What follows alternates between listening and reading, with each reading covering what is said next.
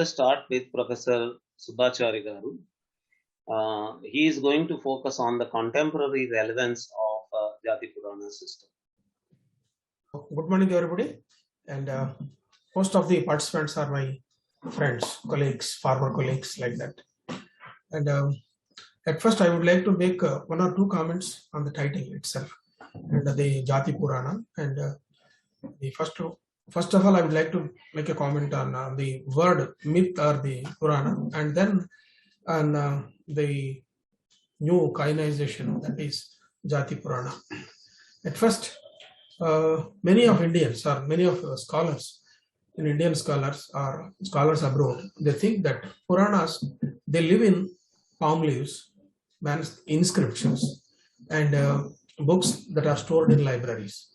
And one has to go there either to listen or to read the Puranas from the books or from the palm leaves. It's not like that. And Purana,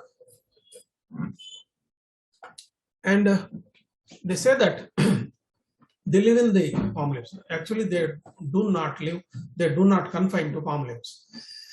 The Purana is a day-to-day, it's an integral part, and it's a controlling, governing power of everyday life of human beings in India.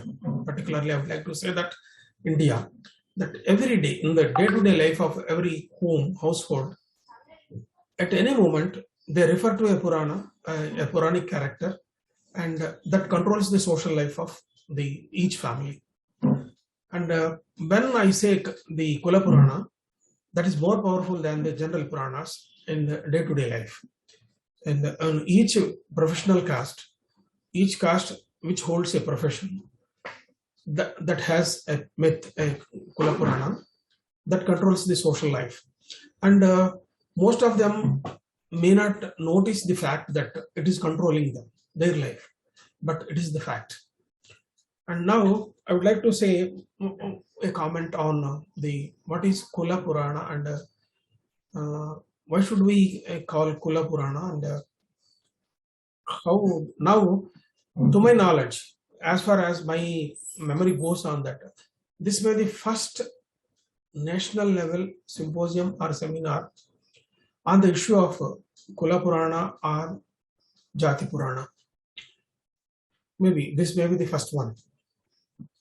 I would like to say that the word Kulam, as Nagaraj mentioned, my former colleague Nagaraj mentioned, that it is used in Telugu, Karnataka, Kannada, and other South Indian languages.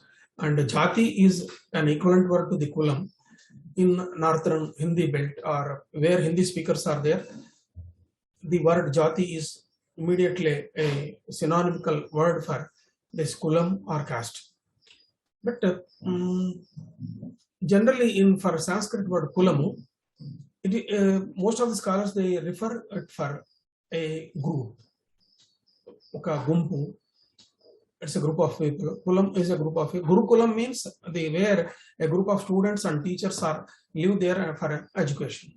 That is there. But in recent my work on the BC's Sahityam Astitvam, when I was working on this issue, I had to read the Sanskrit Mahabharata, Vyasa Mahabharata, particularly to know how the Karna, the role is described. Then the word Kulam is particularly used to refer the caste of Karna in Vyasa Mahabharata. Kulamu, in which meaning it is being used in Telugu, in the same meaning it is used to refer Karna. I just remember that one particular sloka in that this one to refer this word. Swamepyavam Mahabaho Mataram Pitaram Kulam Kadhayasya Narendranam Yasham Tvam Kulabhushanam. And Krupacharya, the Guru Krupacharya, he asked Karna, how can you participate in the show or in the war kind of, they are showcasing, the Kauravas and Pandavas are showcasing their war skills among all the big crowd. Then the Karna competed, then the Karna challenged Arjuna. Then the question raised, how can a other person can challenge Arjuna whether he is a Kshatriya or where does he belong? That was the question. Then the Krupacharya asked him, what's your caste? What's your, who are your father and mother? What is their caste? That is the question directly. That means the word kulam is particularly used for to refer the caste, to refer a jati, what we call in jati in Hindi, that is referred. Then equally the word jati, equally the kulam also can be used at pan-Indian level to refer the equivalent word that is caste. Okay, that's what we need not concentrate on more on this one. But I would like to mention that what is the relevance of particularly, I think Nagaraj has given enough introduction to what is a jati, what is a jati Purana, and how they are existing today, and how Upajatis are performing them. All these details are given.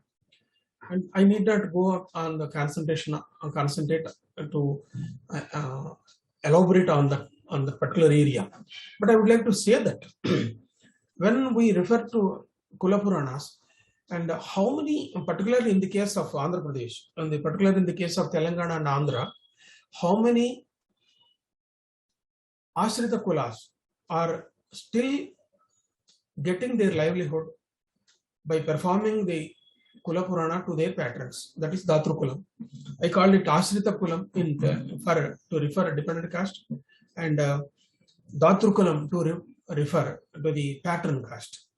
When first time I mentioned that there is a social system, that system is different. That system is different from the social system that were described by the sociologists in India. That is Jajamani system and the Vatandari system.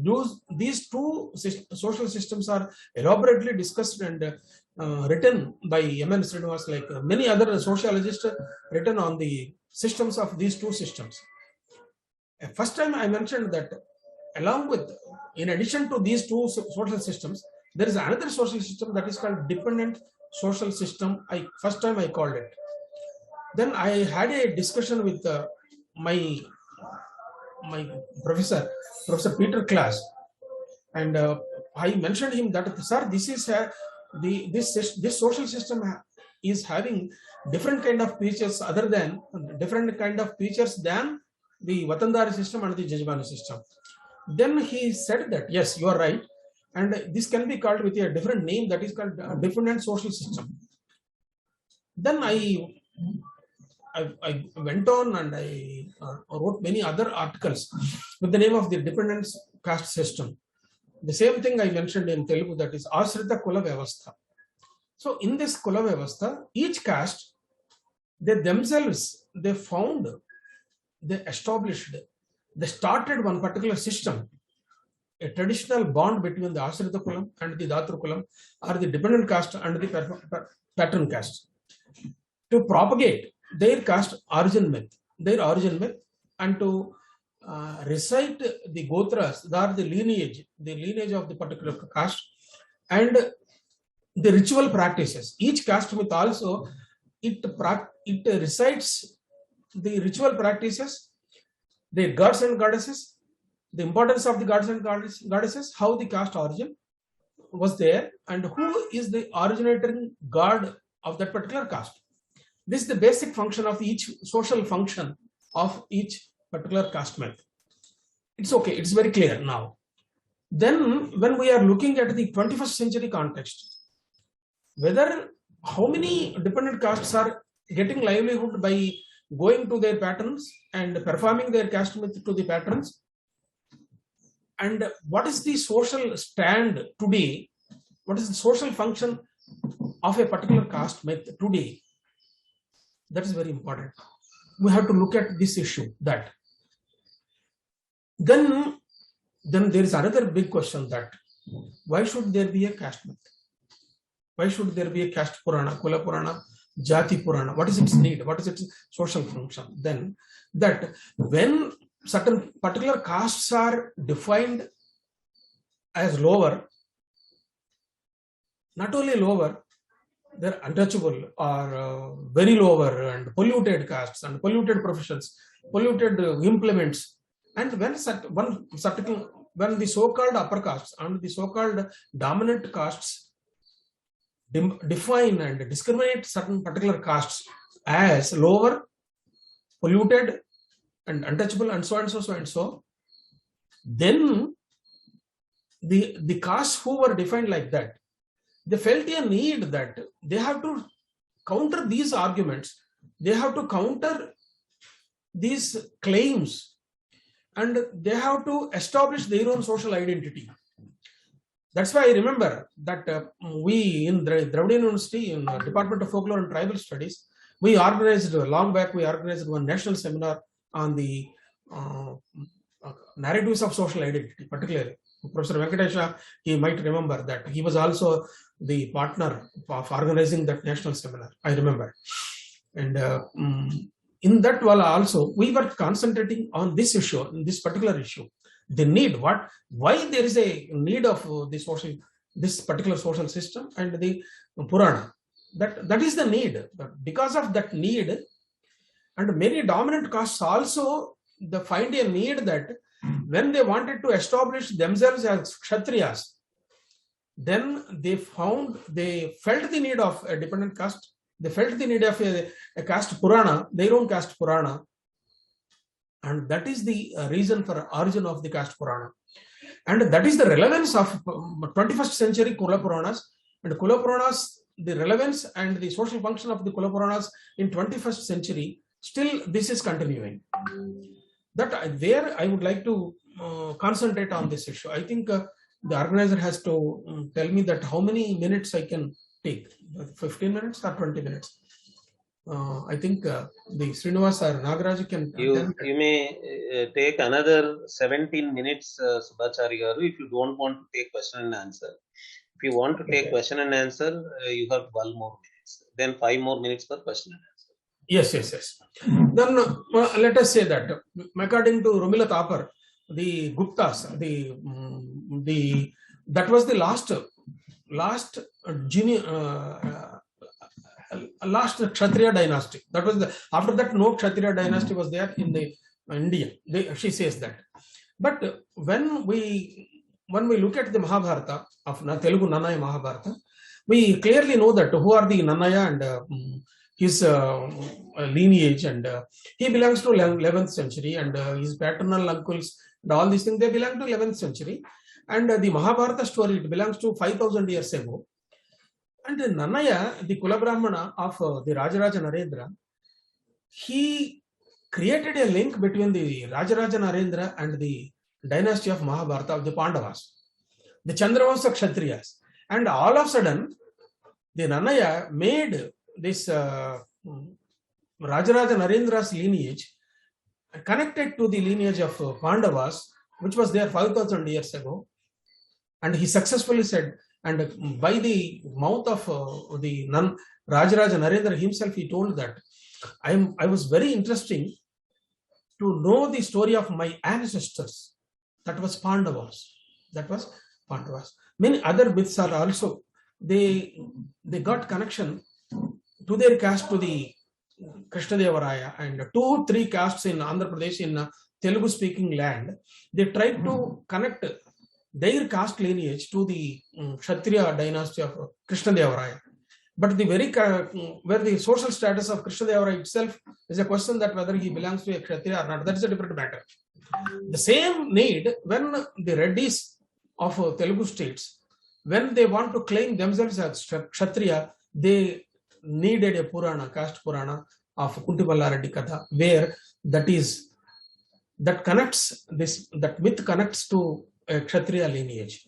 Similarly, Mudiraju Puranam and that Mahabharata Katha, that connects the Mudiraju caste to the Kshatriya dynasty. And similarly, various other caste Puranas, they go back to find the origin of that particular community, that particular caste, to the Puranic level. That's why most of the caste myths, they start with the caste with the issue of Genesis. Most of the caste Puranas, they start with the Genesis. That's why the Jamba Purana. Jamba Purana, it was not very familiar in Telugu states among other castes. Because after my journey started in 1984 on working on caste Puranas, when I started my work on Runjas, who are the dependent community to the Vishwakarma community. Vishwakarmas are 5 artisan communities: Vadrangi, Kamsali, Kammari, like that, Shilpi. That 5 artisan communities, they are commonly called Vishwakarma. The caste name is Vishwakarma, and the profession name is Vadrangam, Kamsali, like that. Then it establishes that Vishwakarma is the founder of the entire university. Similarly, the Jamba Purana says that the Jambavanta is the creator of the entire university. And because the social function of the caste myth is, it should establish the particular caste, the deity of the particular caste, the origin god of the particular caste as the creator of the entire university. So that the caste myth establishes that the caste profession is not polluted, it's a sacred one, and sacrality is there in the entire community, entire caste, that the originator is a god. Then the caste should be understood, the caste should be treated as the godly community, that is a sacred community, the profession is a sacred one. Then you cannot discriminate, or you cannot degrade the profession, or you cannot degrade the particular implements of that particular caste as polluted. I will give one small example of Madel Puranam or Rajaka Puranam or Chakali Puranam. This is performed by the Patam Chakalis or Machayas to the washerman community in Telugu states, that is called Chakali or Rajaka.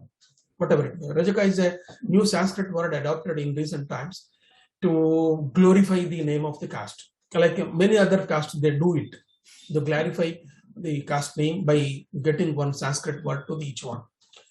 And now I would like to say that the caste Purana of Chakali, it go back to the event of Daksha Yajna. And then in the Daksha Yajna, Shiva created one god, one ferocious god, Veerabhadra, to destroy the Yajna of Daksha. And all of a sudden, the Veerabhadra with 32 kinds of weapons, and he jumped into the Daksha Yajna, and he killed many persons belong to the various lineages or various groups of gods. And finally, he cut the head of the Daksha, and all the other the galaxy of gods came there, and they replaced the Daksha's head with goats or sheep's head. That's a different matter. But here, after the completion of this, the destroying of Daksha Yajna, the Veerabhadra came back to the Shiva and asked, "Oh God, you are my father, and you created me. And hereafter, what should I do? What is my profession? How can I live? How can I get my livelihood?" Then that Shiva told that, "I cannot immediately consider you as my son, because you are my son, of course, there is no doubt.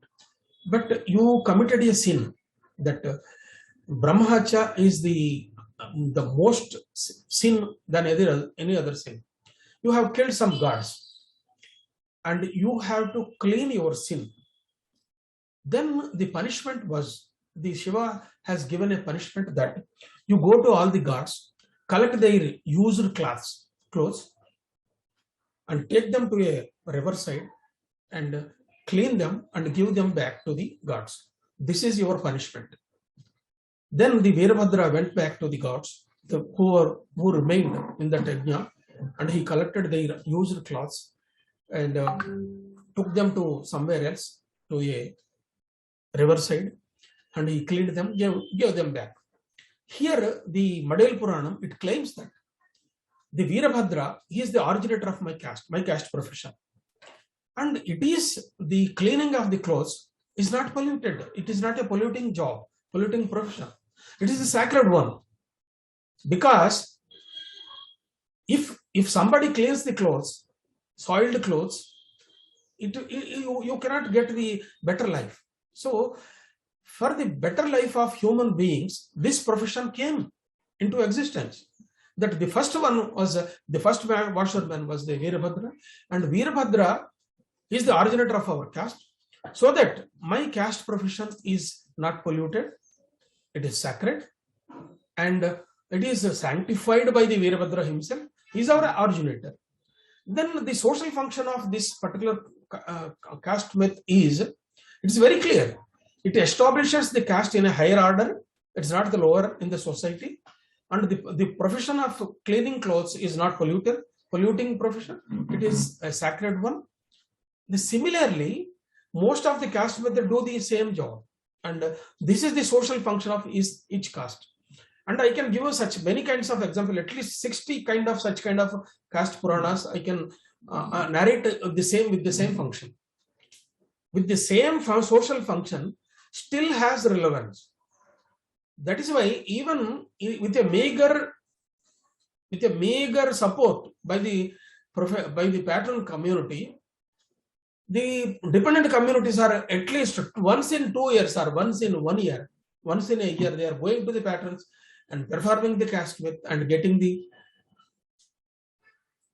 their livelihood. Of course, I admit that many of the performing traditions, are disappeared, and some are about to disappear, extinct. Some are about to extinct, and some are very vibrant. Why? What is the reason for why certain folk performing arts are very vibrant and why certain are extinct, and why are some they are at the verge of extinction? If we analyze these things, that I would give you one example. When I take the Pekkarundlu, they are the dependents of Kumari, the potterers. They are almost extinct. It is very difficult to find them. Even if at all, if you find them, you cannot find a performer who can recite the entire myth and who can perform that performing tradition. There are no more. And similarly, at the pole, it's very meager. 2-3 performers are there. Even the Vishwakarma families are they spread across these 2 states, but their way of patronizing their dependents, Runjas, are meager, and that's why hardly 5 to 6 families are there. Runja families are who can perform the Runja Katha and perform the Vishwakarma Purana. But when I take the example of Oggu Katha, when I take the example of Mallana Purana, at least 200 troops of Oggu Katha performers are vibrant. They are getting their livelihood. 200 performers, troops. They are getting excellent patronage from the Kurma and Golla communities, Kurma community, Kurma caste. Then what is the reason? Then why some of varieties are very rich, but their dependent caste, Pichukuntli, are meager in this number, and at least 20 to 25 families are Pichukuntis are living various places of Khammam district and Kadapa district, some other district. They are going to the Reddys, and some section of Pichukuntis they are going to Kamma caste, and they are getting the livelihood. But Reddys are very rich and landowning community, they can patronize. But they have, the performance tradition of Pichukuntis, it is the verge of extinction. What is the reason? When I look at this particular issue, that when a folk performing art, particularly a folk performing art, is associated with the ritual, that is having long life, and that is vibrant. That particular performance tradition is very strong. Here, in the same way, the Kurmas, in every Kurma's family, they need the services of the Oggu Pujaris. And the Oggu Pujaris and the performers of Oggu tradition, they have a social function in each family of the Kurma community. Because once in a year, at least once in a year, they have to go to the Kurma family. They have to Mailatiyu. They have to do Mailatiyu. Mailatiyu means Nagaraj has already given the English equivalent. That removing of the pollution in the house. Pollution, not general dust or dirt. It's not like that. It's a conceptual pollution, which was there by sin or any other kind of conceptual pollution which was there, which was moving in the house, invisible, that kind of pollution should be removed. So the Kurma family, in every function, there may be wedding, there may be puberty ritual, there may be any other function in the family. Before that function, they have to remove this kind of, they have to organize this kind of ritual, that is pollution removing ritual, that should be organized by the Kurma Vagu Pujari. They has to come. That's why the Vagu Pujaris or the Vagu performers had a role to remove this kind of ritual role. That is why where the folk performing arts are associated with the rituals, and any person, any caste, they can forget their acharam, they can forget their traditional ways of lives, but they cannot forget their own God. When they cannot forget their own God, they have to perform the rituals. When the rituals are associated with the performing tradition, that will continue. Because the folk narrative may disappear, the performing art may disappear, but these rituals may not disappear. It will continue. Even after 100 years or 500 years, our gods will not disappear. When our gods do not disappear, their myths will remain and their performance, their rituals continue. That is the reason when the folk performing arts are deeply associated with the rituals, they are continuing. So the relevance of Caste-Myth is more today, that because of this political situation which is existing in India today, each caste is claiming that their roots, either their backwardness or their kind of ghettoed communities with the erstwhile untouchable communities, they are more particular, they are more conscious towards their caste social identity. When they want to project their social identity, their caste myth is very much needed. That's why taking from Jamba Puranam up to Vishwakarma Puranam or the Puranam of Reddis or Kammas, everyone, they need their Puranas. That is the relevance of social relevance of caste myth in 21st century today. I come to know that I read it in various other, when I was started in my research, that in 1930, the British government, the colonial government, they started collecting the information of caste, histories of the caste. Then the castes become very conscious to dig out their hidden caste histories, hidden origins of their castes.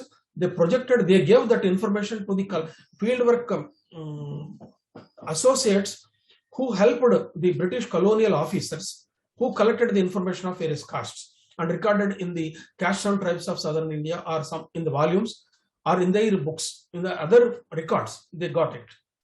That is the reason when the social identity of each caste is questioned, when the social status or polluted status or purity status is questioned of a particular caste profession, their implements, they need a sacred narrative to counter the other arguments and claims that, and to establish that the Gauda's implements are sacred. The implements of Gauda caste profession is sacred, and the washing of clothes profession is sacred. The making of pots is a sacred job. So to establish this kind of social function, the relevance of caste myths is more today than the earlier centuries. Of course, some folk performing arts are at the verge of extinction, but they have a role. And some of the performing traditions are very vibrant, and they are continuing the performance of the caste myths. And when the caste role in Indian politics, then the relevance of caste myth will be more. In 1951, M.N. Srinivas wrote that caste will play a greater role in Indian elections. Then the politicians counter that, they said that they brush it aside, that it's not at all the sociologists, they say like that, the caste has a greater role in politics, all these things. But immediately in the 1952 general elections, it is proved that caste has a great role in Indian politics. In very recent times, one political leader, one strong political leader that say that Congress party will survive in this state only by my caste. He said, very clearly said that. And one MLA in one meeting, he clearly said that my caste is there to rule the country. My caste is there to rule. In this situation, in this political context in India, the social context in India, the caste myths, the Jati Purana, the Kula Puranas will have a greater relevance in the coming years. That is my argument. And this issue will have so many dimensions. And if we open this thing, in Telugu I wrote that it is like Tena Tuttani Kadilinchatam. When I started, Pandora's box. Yes, Pandora's box. The opening a Pandora's box. When I started this research that you are touching the caste, you are opening the Pandora's box, you will be in trouble. Why should you take another subject?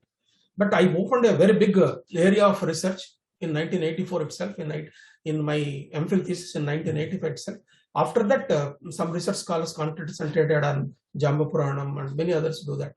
As far as my knowledge goes, after my publication of papers in English on this caste myth issue, some scholar is working in Paschim Bengal on caste myth of Tatars, and some are working in Rajasthan also. Recently, I extended my work on Doli Koyas, who are the performers to Koyas. And I conclude here. And if at all some scholars raise any question, I'm ready to answer. Or it is a dialogue goes on. There will not be any conclusions. There will not be, of course, for any issue, there will not be any conclusion. And this dialogue will continue. Why Jati Purana should be there? And my argument is, if you believe in Sanskrit Puranas, you should believe in Jati Puranas also. If you believe in written records of written Puranas, you have to believe the oral Puranas also. You cannot brush it aside that this is nothing, this is a oral Purana, this is a Pukit Purana, brush it aside, it is not at all real.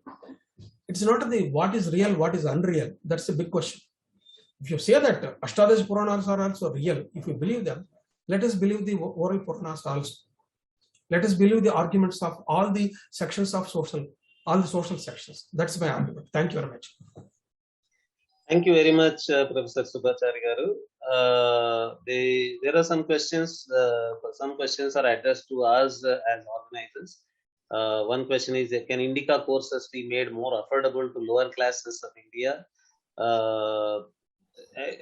Anonymous attendee who put this question to you and to all the audience, let me tell you that Indica has a policy of a fee waiver wherever there is a need.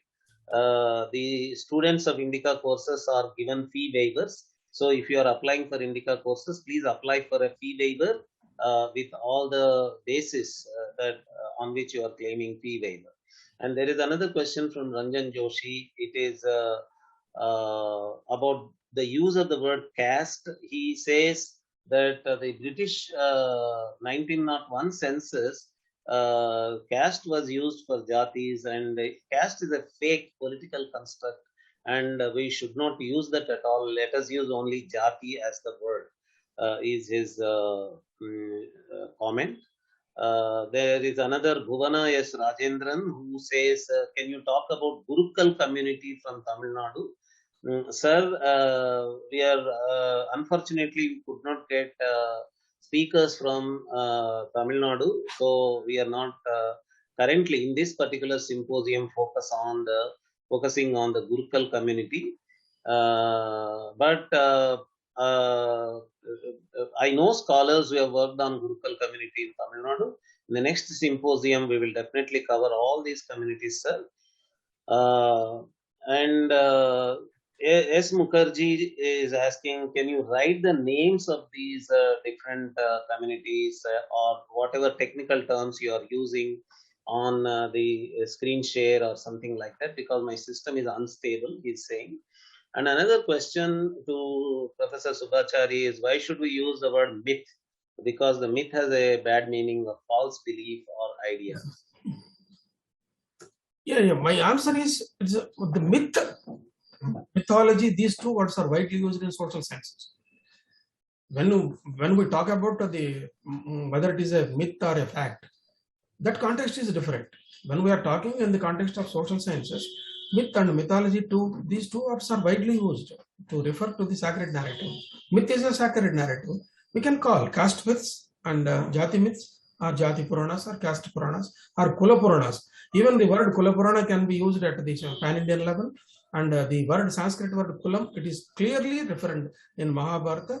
Suta kulam, it is very clearly mentioned in Vyasa Mahabharata. So that the jati and kulam, these two are synonyms, and these two can be used at pan-Indian levels. It's very clear that myth is not false. Myth as a word in a general parlance, in a general day-to-day English may have some negative connotations. Yes. But as a technical term in sociology, anthropology, cultural studies, any other culture-related areas, it is a technical term which has no bad connotation of false or something Yes, like right. that. Particularly for international communication, when we are addressing international audience, we need these words like myth or mythology or any of these words, so that international audience understand what you are talking about. And there is a question from Shivakumar, G.V. Shivakumar ji, who is a scholar in residence of Indic Academy itself.